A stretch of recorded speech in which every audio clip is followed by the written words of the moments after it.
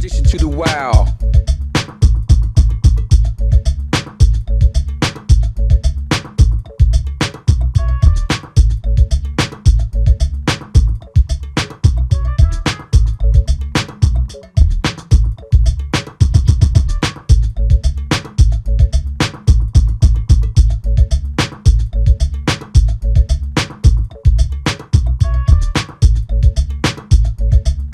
100% addiction, 100% action, 100% wow. Yeah, please stay tuned.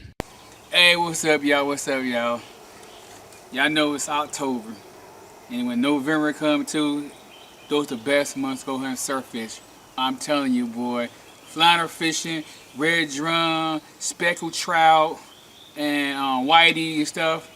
Hey, those are gonna be the best. But right now, I'm gonna hit on some flounder right now because, you know, I caught some flounder today, and I'm gonna teach y'all some ways for the flounder fishing. It's pretty good for y'all. First thing you need is medium action. Medium action pole, that's real good for that. And the pole size, I say about a 7-foot pole. That's pretty good, 7-foot pole. And you need the Carolina rig style. If you've been watching my video, I'll show you how to do Carolina rig style. You know, the 2 B's.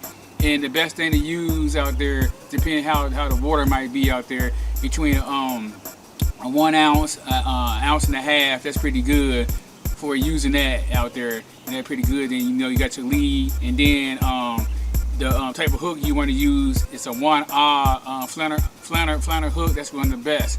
Now, minnows. The minnows you didn't use, it didn't be dead or alive, but this method right here, I did have dead minnows frozen. You're gonna see it in the video. I have some frozen minnows dead in there. You know, I thaw them the night before I put them in the refrigerator, and I go use them. You know, and that's a good thing to do. If you got frozen minnows, that's good. That's the reason why sometimes you should save some minnows, and you have that minnow for backup in case you went out there, you can't find no minnows that day. Now, the next thing to do is when you go out there, make sure you bring a 5-gallon bucket.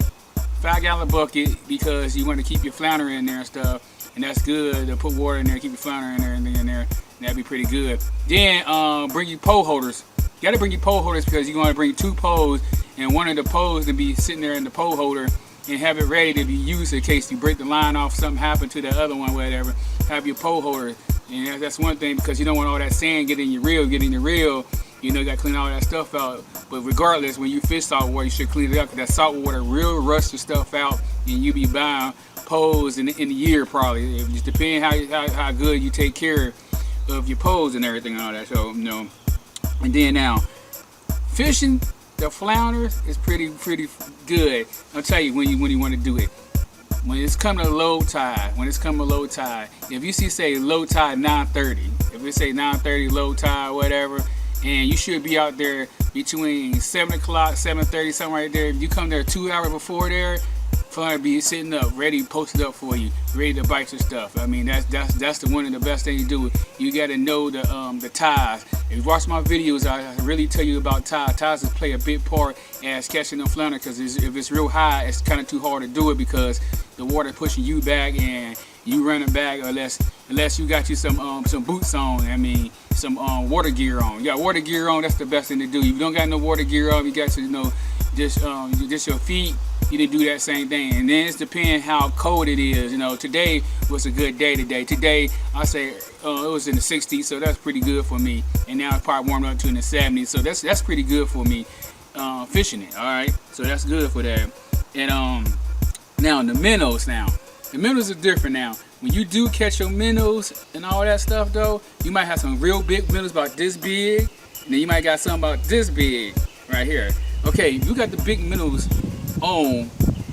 Sometimes you gotta let the flounder as a bite. You feel like a boom boom, like a 2-tap boom boom sometimes. And when you feel it and all that stuff, though, let them eat it. Count like 15 to 20 seconds here. Let them eat it. Let them actually eat it though till he get to the hook. When you put the hook on, you put it through the mouth up to the head, and let it come out. And that's what you do. Some people put it through the eyes, I saw, but I put mine through the, you know, down the bottom part to the head out there. So just let them eat it, because the smaller minnows, they go ahead and grab it up real quick, and they hit it right there, and there it go. But a bigger minnow, you gotta let them eat. That's the one thing, you gotta let them eat. I'm telling you, because you don't, you would miss, or you'd be like, oh man, he bit half of my minnow off. Well, what the flounder was doing, he was eating it, and all you did is just pull them away. So that's the one thing. And then the same thing as when you out there flounder fishing, sometimes it might feel like you got stuck on something. Sometimes you might not be stuck. It can be a flounder sitting there on there eating it. And sometimes like when you pull it and you feel kind of like if you reeling it in real slow, or you just like letting it like a drift, and you feel it like get a little bit tough, set that hook. If you don't set that hook, that flounder's gone. Set the hook, go ahead and start reeling it in, because sometimes there'll be a flounder sitting on there and you might think it's stuck. So that's the best thing to do for that. And let me see. And just make sure you have all your equipment and stuff there, especially measuring tape. Like me, I use a measuring tape, and the state of North Carolina is 15 inches. You know what I'm saying? And you might say, well, I don't need none.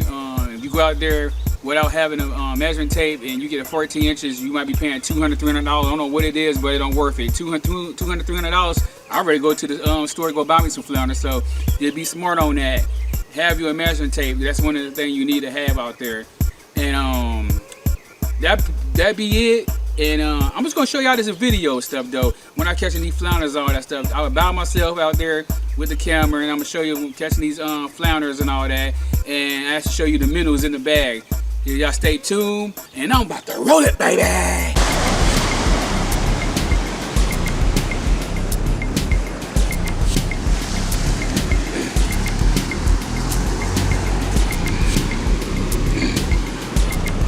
There we go, y'all.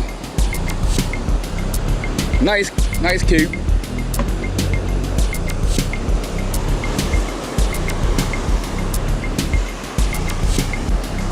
Right there, another flounder, y'all. This is 15.5 right here. Doing good fishing. I'm using dead finger millets. There you go. That's where we fishing at. Right here. Got some other guys, they've been catching them too. They be catching these flounders like me.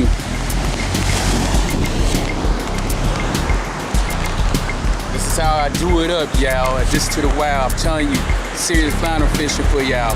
What is this? October, all through November too. Flounder, red drum, speckled trout. It's all here, baby. You know what I'm saying? Look at my dead minnows right here. I'm showing y'all. Watch this.